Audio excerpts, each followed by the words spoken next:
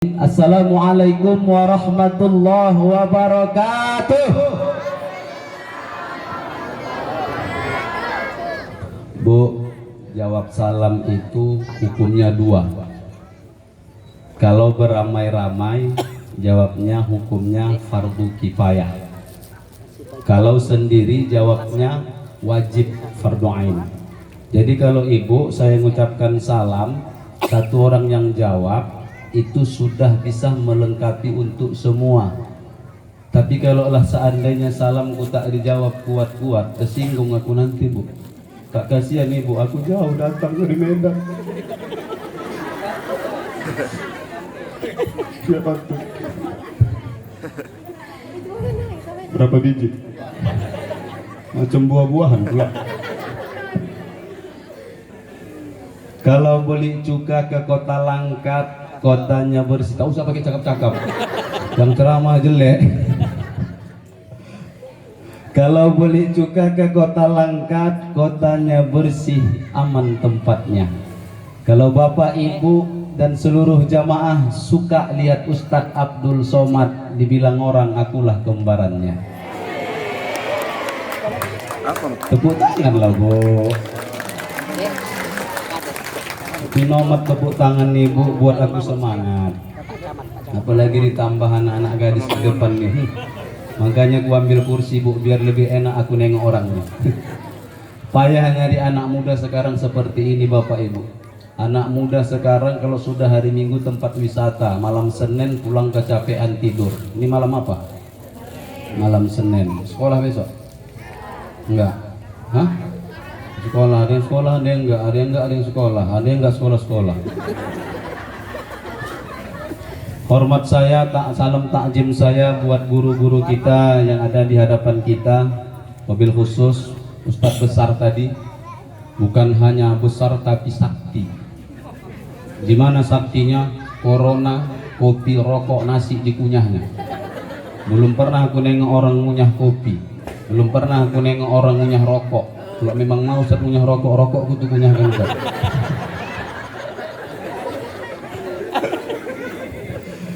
Ini lenaknya terakhir. Ngeki orangnya aja laku nih.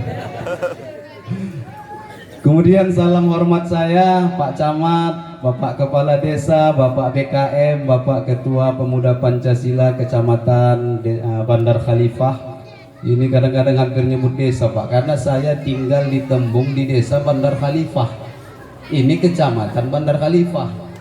Makanya tadi ada jemaah nelpon, Ustadz di mana? Di Bandar Khalifah. Disangkanya aku di Tembung. Kesana aku ya Ustadz, aku di tebing tinggi, aku bilang.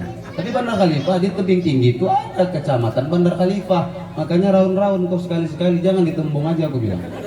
Itu enaknya jadi Ustadz keliling-keliling awak. Walaupun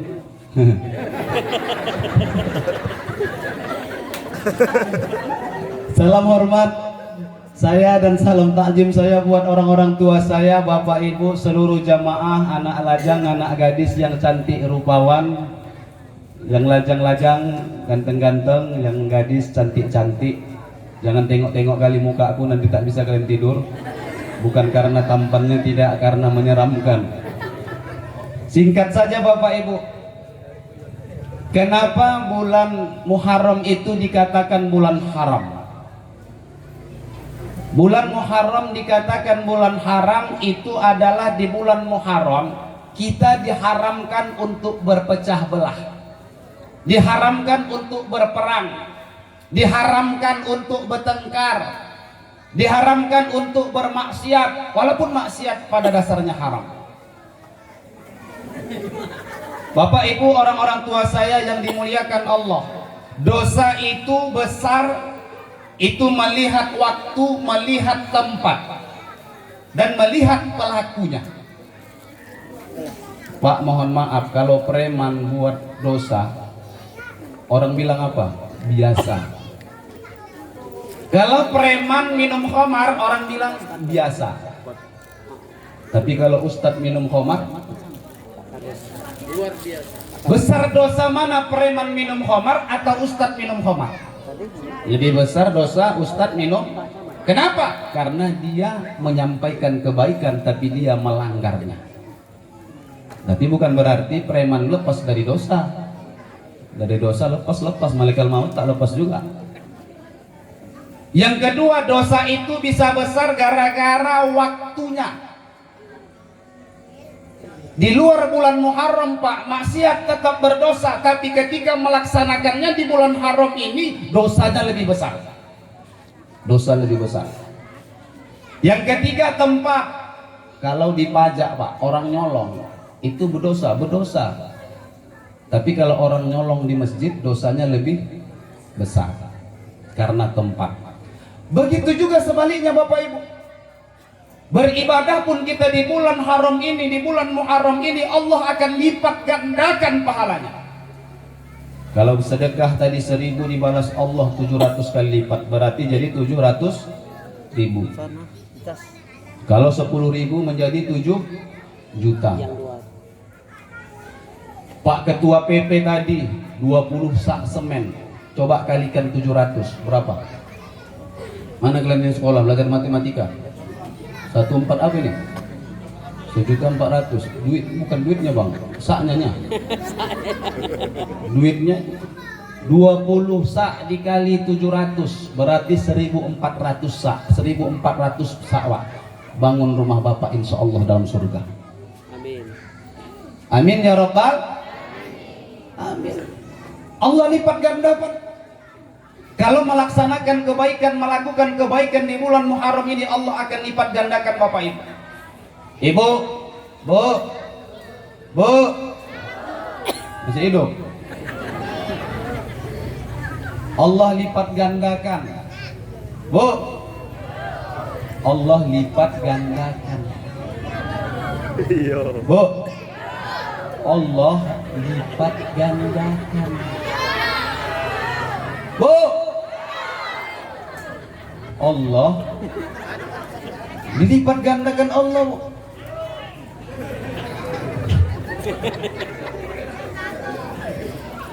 Berapa puluh sak udah bang? Izin saya bang. 68 yang dibutuhkan 300 sak Pak. Ada tadi beberapa tempat yang lain kami dapat beberapa sak, tapi namun belum ada 200 sak ya Ustaz, belum ya? Hampir 200 sak. 50.000 satu sak atau 60.000. Ustadz kami tadi mau sedekah, mau berinfak, mau ngasih satu sak, duitku cuma 20.000 Ustadz, malu ngasihnya, nggak cukup, nggak dapat gelas. Nggak apa-apa Bu, nggak punya duit 50.000 nggak apa-apa, kami kasih ibu kesempatan. Mohon maaf, kami kasih kesempatan. Yang punya duit 10.000, yang punya duit 20.000, infakkan malam hari ini, insya Allah besok Allah ganti tunai. Amin ya Rabbal. Jangan amin aja, kasih dulu baru aminkan. Mana kota infak? Bukan hanya orang 50, bukan hanya duit 50.000. Bu, mohon maaf. Ibu bapak kalau meninggal dunia, apa yang bapak ibu harapkan nanti? Yang bapak ibu harapkan nanti tak ada yang lain. Kenapa? Karena saya sudah mengalami. Saya pernah berbicara kepada Allah, ya Allah, kalau seandainya ayahku atau emakku meninggal dunia, atau aku juga meninggal dunia, aku minta kepadamu ya Allah, matikan orang tuaku duluan, jangan aku yang kau panggil duluan. Ini kalau orang bilang apa? Anak neraka ini kata orang. Anak neraka. Tapi saya ngomong, ya Allah, aku kepengen emakku yang melahirkanku, ayahku yang mencari nafkah buatku, mereka pakaikan pakaianku. Dari aku kecil sampai aku bisa pakai pakaian sendiri. Aku mau ketika ayahku meninggal dunia, ketika ibundaku meninggal dunia, ya Allah, aku yang ingin memandikan mereka, aku yang ingin memakaikan pakaian mereka untuk terakhir kalinya. Tapi mohon maaf Bapak Ibu, kalau anak kita tidak bisa agama, jangan harapkan cita-cita itu akan bisa kita raih. Gak bisa Bapak Ibu. Makanya masukkan anak ke mimbar serge. Kalau anak ibu, anak bapak paham agama, paham baca Quran, bisa menjadi imam sholat jenazah. Kami Pak dipanggil untuk jadi imam sholat jenazah. Mohon maaf, nih serban kami tebal, jubah kami panjang, muka kami alim-alim kali nampak. Ustadz dari muda yang pesek sampai yang mancung ada, yang pendek, yang tinggi ada, semua ada. Dipanggil jadi imam sholat jenazah. Ibu mohon maaf, belum tentu Allah terima. Tapi anak ibu ketika menjadi imam sholat jenazah Pak, Allah akan kabulkan. Bergetar aras Allah, malu Allah tidak mengabulkan doa anak yang soleh dan soleha. Ini malam hari ini kami berikan kesempatan kepada Bapak Ibu. Ini mimbar sergei berdiri Bapak Ibu bukan untuk kepentingan pribadi, apalagi untuk kepentingan politik. Tidak. Saya diundang ke sini Bu, saya tinggal di Deli Serdang, tembung perbatasan kota Medan dengan Deli Serdang. Dan saya dibilang sama Ustadz Sulai, Ustadz kami tidak bisa berikan apa-apa buat Ustadz. Nggak apa-apa aku bilang, nggak apa-apa. Mungkin inilah nanti yang menjadi penolong saya nanti di pengadilan Allah. Namun ibu, harta ibu malam hari ini yang ibu sumbangkan, selama itu gedung mimbar sergei berdiri, para kader-kadernya akan muncul menjadi pendakwah di kota Serdang, Bedagai dan tebing tinggi ini. Mohon maaf ketika mereka melakukan dakwah mereka, mensyiarkan agama Islam kita yang mulia ini, maka selama mereka berdakwah Allah berikan pahala tanpa mengurangi pahala mereka. Ibu juga, bapak juga ketika sudah berada di dalam kubur tetap mendapatkan pahalanya. Itu yang kita harapkan Bapak Ibu. Orang yang banyak duit, mohon maaf, bukan dia tunjukkan kepada orang miskin. Orang kaya bukan yang dikatakan dia pergi kemana-mana dengan mobil mewahnya. Orang kaya pamer dengan gedung bertingkatnya. Tapi orang kaya adalah orang yang mampu menolong agama Allah, untuk mengembangkan agama Allah, syiar Islam kita yang mulia ini. Itu baru namanya orang kaya. Kalau kaya untuk diri sendiri itu apa Bapak Ibu? Gak ada guna harta kita Pak. Kalau dibandingkan kita Pak, mohon maaf Bu, Korun lebih kaya sama kita daripada kita. Saking kayanya Korun, coba periuknya aja nyampe ke Bandar Khalifah. Cobalah gali-gali cangkol-cangkol tanah tuh dapat periuk. Apa kata orang? Harta kok? Harta kah?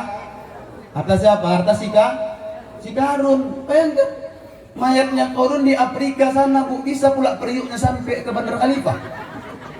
Begitulah banyaknya harta si Korun. Tapi sombong dengan hartanya, Allah tenggelamkan bersama dengan harta-hartanya ke dalam bumi. Mati kan Bu? Mati. Sampai luar nggak apa-apa. Pejabat sombong, mohon maaf, Fir'aun kurang tinggi apa jabatannya Bapak Ibu? Dia bukan hanya bisa memerintahkan manusia, tapi juga bisa dia menurunkan hujan. Seolah saat ketika itu dia menganggap dirinya Tuhan. Fir'aun sombong dengan jabatan, Allah tenggelamkan di Laut Merah. Siapa lagi? Orang cantik Bu, Ummu Jamil. Kenal Ummu Jamil kan? Kenal kan Ummu Jamil? Hah? Kenal? Ummu Jamil kenal nggak? Mana kalian kenal? Mana pula jumpa? Pernah jumpa kalian? Ummu Jamil, Ummu artinya emak, Jamil artinya cantik, berarti Ummu Jamil emak-emak cantik. Mati Bu, karena cantiknya sombong dia mati. Yang cantik aja mati, apalagi yang jelek. Jadi jangan sombong-sombong. Betul Bu? Betul. Itu perbanyak amal ibadah di bulan Muharram ini. Bersyukur kita kepada Allah Bapak Ibu, hari ini masih Allah berikan kesempatan bagi kita untuk hidup. Allah berikan kesempatan kepada kita bernafas. Nih Bu, mohon maaf, tengok nih udara nih, masih enak kita menikmatinya Pak. Allah berikan kesempatan. Tengok orang di rumah sakit yang diopname, napasnya buatan.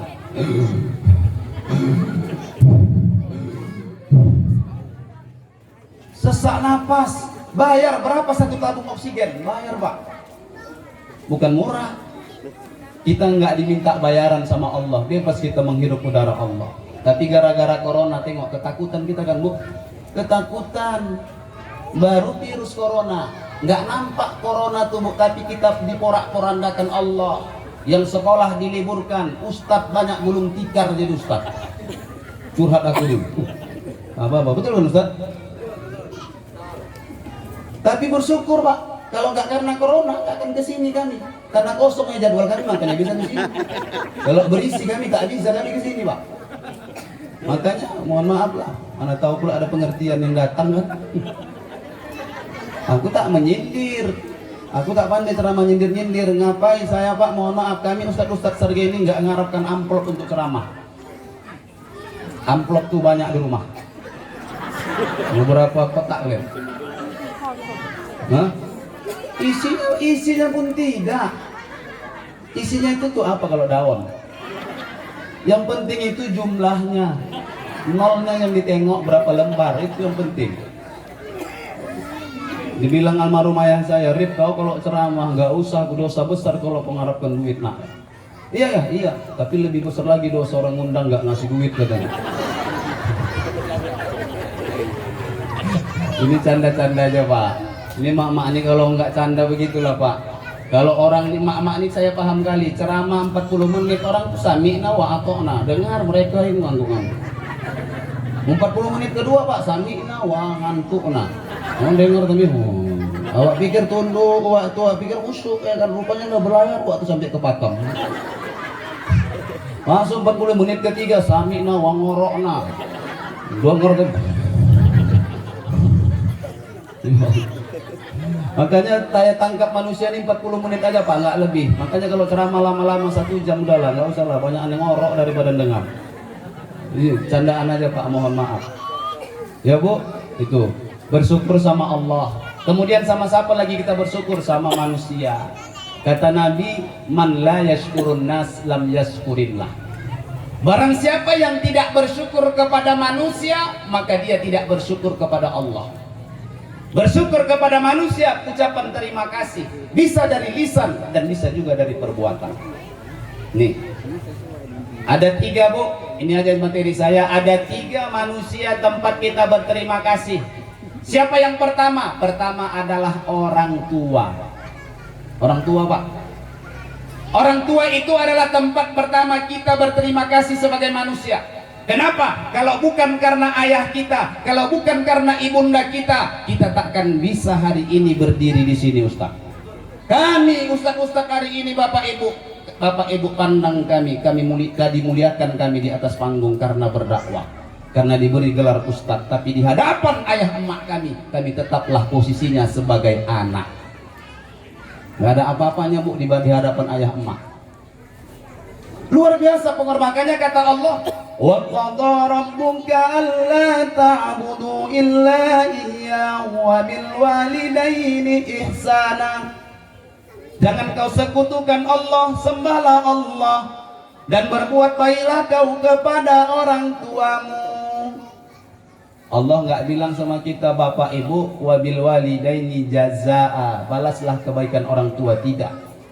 Tidak disuruh Allah kita membalas. Kenapa? Karena seorang anak tidak akan pernah mampu untuk membalas kebaikan orang tuanya. Ayah kita siang malam cari nafkah. Ini kalian dengarkan baik-baik. Ini yang muda-muda paling penting. Makanya disuruh duduk di depan. Karena kadang-kadang banyak anak-anak muda buat acara besar Islam Pak. Begitu naik ustadznya orang tuh lari. Bubar orang tuh, mojok di belakang kamar mandi masjid. Jangan kalian buat masjid ini tempat berzina. Ini dosa besar. Udah berzinanya dosa, di masjid pula dosa besar. Berzina itu bukan berhubungan intim aja. Laki-laki pegang-pegangan sama perempuan itu zina. Iya kan? Baru tahu kalian? Hah? Haram hukumnya. Kalian nggak usah percaya sama anak laki-laki ini, gombal semua itu. Kalian tengok kalau Sabtu sore orang tuh nyuci kereta, kalian perhatikan itu tempat duduknya dibuat orang tukit biar licin. Begitu naik ceweknya merosot, nggak ada polisi tidur pura-pura ada mendadak, lo banget. Hati-hati kalian, ilmu kalian aku udah tahu. Karena aku dulu gitu juga. Iya, hati-hati kalian, dah. Banyak cakap ini orang laki-laki. Kalian tuh laki-laki, mohon maaf, kumpul aja duit banyak-banyak. Kalau sudah banyak duit, banyak cewek yang mau.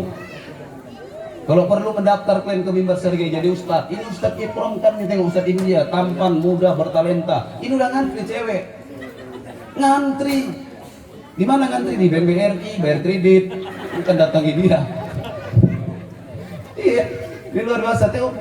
Tengok ustadz Ikram kan, orang Sergei juga, pemilih sama siapa tadi Pak? Nah, Pak Uco. Uco mana Uco hotel? Uco roter. Uco hotel itulah. Aku nggak tahu, pokoknya ada ter ini, ter. Mohon maaf lah Pak Uco ter. Ternyata kata karena nggak tahu namanya, ya begitulah, jangan tersinggung, ya. Jangan pacar-pacaran, haram, haram. Kalian yakinlah kalau pacaran sekarang ya kalian dibonceng cewek cowok duduk rapat-rapat, orang ini duduk mulut kalian rapat-rapat tuh waktu pacaran. Kalau sudah nikah jangan harap. Emak kalian tanya, begitu emak kalian mau rapat sikit apa kata ayah kalian? Mundur kenapa? Ih mental kali kau. Tanya emak kalian, udah pengalaman itu. Ya nggak usah pacaran. Jadi bapak ibu orang-orang tua saya yang dimuliakan oleh Allah, orang tua ya, orang tua. Ibunda kita mengandung kita 9 bulan. Saya tanya kalian, apa yang dimakan anak dalam perut seorang ibu? Apa yang dimakan? Yang dimakan ibunda masuk ke dalam tubuh menjadi darah. Darah itu yang kita minum. Darah emak kita minum 9 bulan 10 hari hampir 10 liter. Begitu dia lahirkan kita, bukan hanya menetes air darahnya tapi berceceran di rumah sakit. Bahkan ada yang melahirkan di rumah sendiri. Habis darahnya. Keluar kita, datang ayah mengazankan. Allahu Akbar, Allahu Akbar. Asyhadu an la ilaha illallah. Siapa yang mengajarkan kalimat tauhid pertama kali kepada kita? Ayah. Siapa yang pertama kali menyuruh kepada kita untuk sholat? Ayah. Dengan harapan apa? Batin ayah ketika mengajankan dan mengiqamatkan anak, dia berkata, ya Allah, mudah-mudahan ini kalimat kau dengarkan kepada anakku. Wahai anakku, hari ini kau lahir, pertama kali kau lihat dunia, dan pertama kali kalimat yang kau dengarkan adalah kalimat tauhid. Allahu Akbar, la ilaha illallah. Harapan ayah nanti ketika ayah meninggal dunia, sakaratul maut puna, kaulah yang mengucapkan kalimat la ilaha illallah ke kuping ayah. Itu harapan orang tua kita. Begitu dikeluarkan emak kita, air susunya diberikannya. Bu, air susu ibu warnanya apa? Warna apa? Putih. Lohirnya bu, lohirnya kita lihat air susu ibu itu warna putih, hakikatnya warnanya merah bapak ibu. Asal air susu ibu juga dari darah. 2 tahun 20 liter darahnya kita minum, tambah ketika dalam kandungan 10 liter, 30 liter darah emak kita minum bapak ibu. 30 liter darah emak kita minum. Apakah pantas hari ini ketika kita tumbuh menjadi anak yang sukses, menjadi orang kaya, menjadi pejabat, lupa kepada orang tua kita? Inilah yang saya katakan, mohon maaf bapak ibu, bagaikan anak lintah yang menghisap darah, dia pergi meninggalkan yang punya darah. Gak bisa kita balas. Uwais Al-Qarni seorang pemuda yang hidup di zaman Rasulullah namun tak pernah berjumpa dengan Rasulullah. Namun Rasulullah memerintahkan kepada para sahabatnya, ketika kalian nanti berjumpa dengan Uwais Al-Qarni, mintalah doa kepada Uwais, karena doa Uwais Al-Qarni langsung diijabah oleh Allah Subhanahu wa taala. Ternyata apa?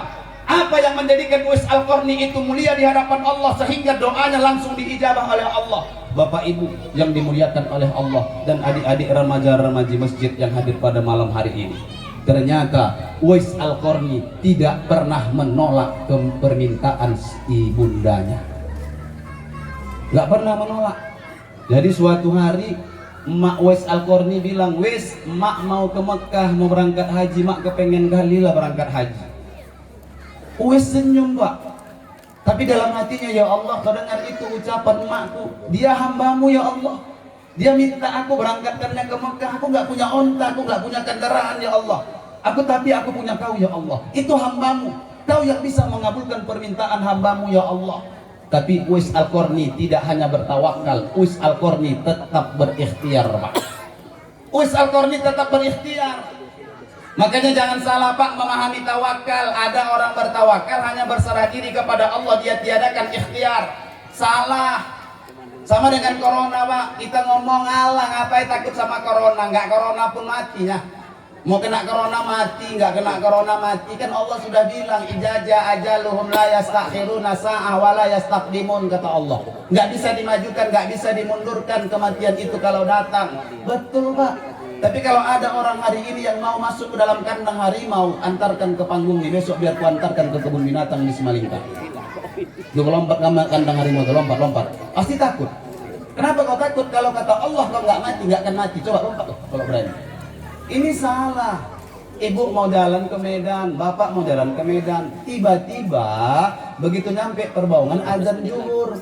Allahu Akbar, Allahu Akbar. Singgah bapak ibu naik sepeda motor, masuk ke lokasi masjid di parkiran. Nggak usah gembok setangnya pak, nggak usah dikunci.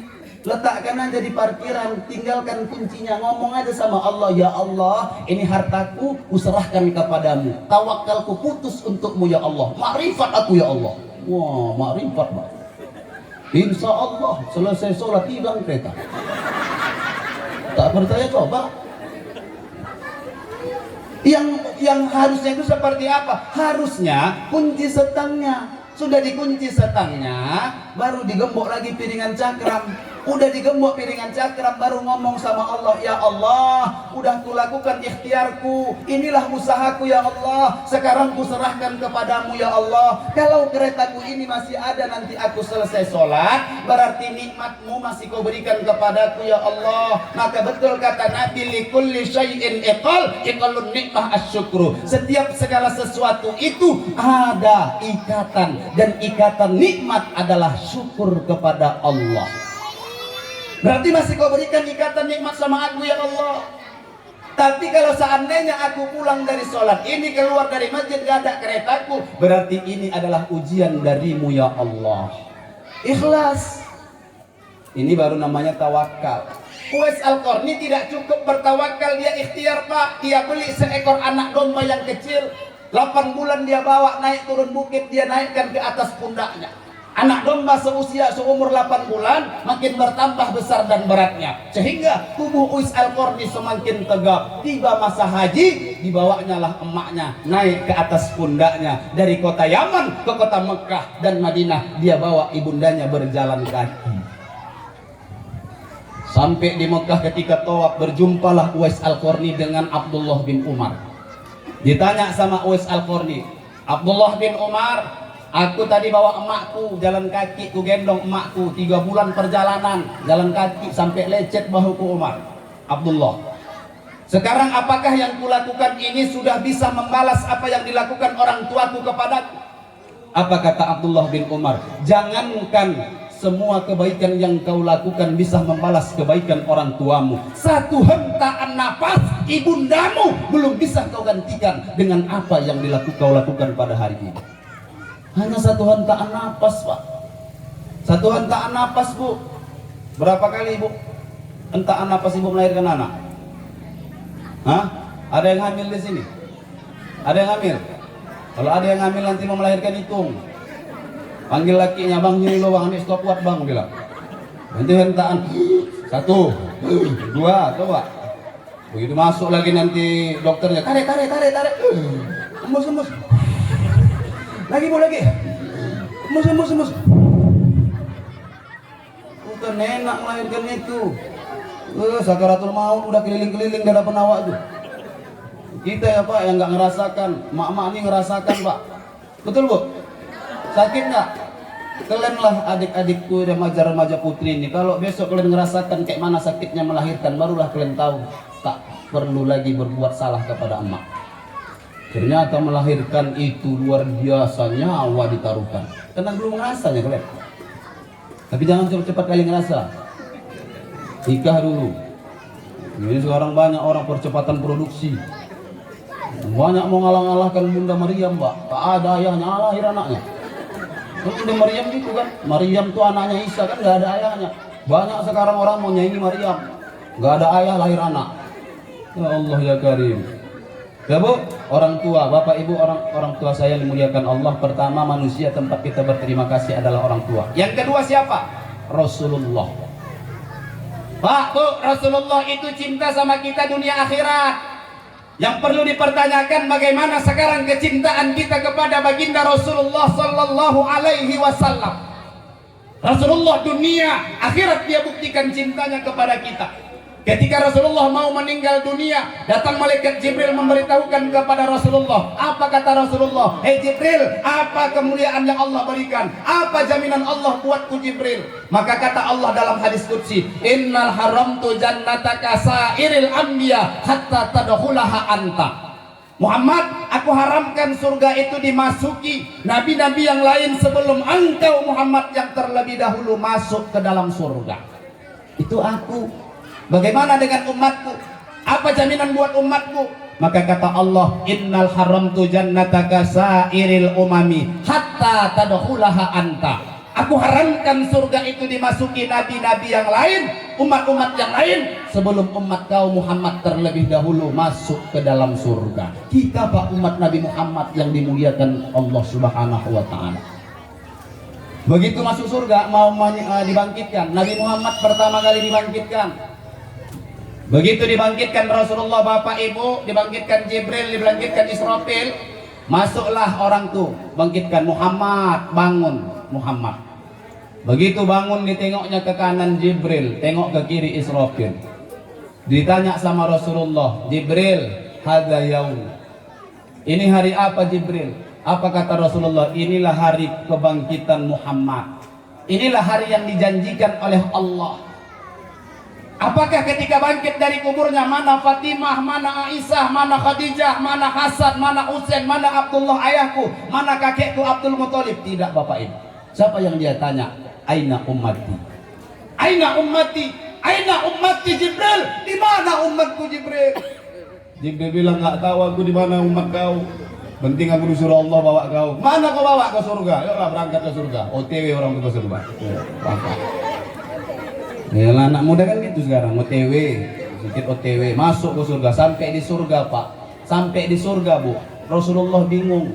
Masuk dalam surga, jalan Rasulullah maju bingung, mundur Allah. Akhirnya macam sehari ini, maju mundur cantik, maju mundur cantik, menangis Rasulullah. Ya Allah, izinkan aku keluar dari surga. Ngapain kau keluar, kata Allah? Aku mau mencari umatku. Bagaimana keberadaan umatku hari ini? Bayangkan Bapak Ibu, seorang Rasul, pemimpin seluruh manusia hari ini, sudah dapat nikmat di surga, dia tinggalkan nikmat, dia cari rakyat-rakyatnya yang ada di luar. Ada pemimpin sekarang gitu Bu? Ada Pak? Ada, insya Allah. Mudah-mudahan kita doakan. Ini sedang berdage, akan datang pemimpin-pemimpin seperti itu. Ini sedang berdage ya? Sedang berdage. Aku pikir tebing tinggi, kan kita lewati tebing tinggi tadi kan? Dan sedang berdage kabupaten tebing tinggi kota Madia. Insya Allah. Jadi jangan ribut-ribut gara-gara pilihan ini, pilihan itu, silaturahim putus. Nggak usah Bu ya, nggak usah. Dia tinggalkan nikmat, dia cari umatnya. Dia cari rakyat-rakyatnya, sudah dapat nikmat di surga, dia tinggalkan untuk kita umatnya. Harusnya pemimpin-pemimpin sekarang seperti itu Bapak Ibu. Ibu pernah panjat pinang? Wah gila Ustaz, nih mana pula kami panjat pinang? Bapak pernah panjat pinang Pak? Mana Ustaz Dipai? Takut dia, itu dia. Ustaz itu panjat pinang di bawah apa di atas? Bawah kan? Jangan pula di atas, aku pula di bawah, Ustaz di atas, mati aku. Pendek badanku. Yang di bawah kayak Ustadz Lipa ini, dia juga lain kena lagi. Ustadz pula entah kenapa gendut kali.